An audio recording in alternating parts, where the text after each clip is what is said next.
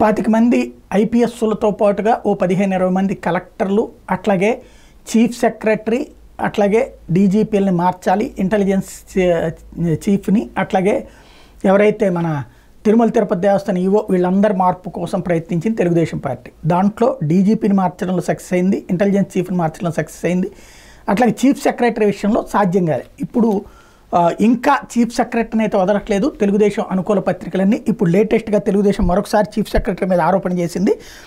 రాష్ట్రంలో ఎన్నికల అనంతరం చెలరేగిన హింసాత్మక ఘటనలకు సీఎస్ జవహర్ రెడ్డిదే బాధ్యతని తెలుగుదేశం పార్టీ సీనియర్ నేత దేవినేని ఉమామహేశ్వరరావు ధ్వజమెత్తారు. ఈ అంశంతో పాటు ఉద్యోగుల పోస్టల్ బ్యాలెట్ ప్రక్రియలో చోటు చేసుకున్న లోటుపాట్ల మీద నరసరావుపేట తెలుగుదేశం పార్టీ లోక్సభ అభ్యర్థులు అవసరకింత ఎవరితో కలిసి ఆయన రాష్ట్ర ప్రధాన ఎన్నికల అధికారి ముఖేష్ కుమార్ మీనాకు సోమవారం ఫిర్యాదు చేశారు.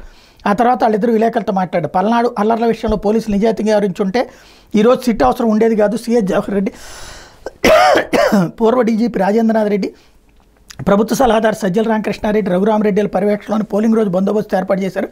కాబట్టి అల్లర్ల ఘటనలన్నిటికీ జవహర్ రెడ్డి బాధ్యుడు అన్నటువంటి. అసలు బందోబస్తుని పోలీస్ కమిషనర్ చూస్తారా, డీజీపీ చూస్తారా, లేకపోతే చీఫ్ సెక్రటరీ చూస్తారా?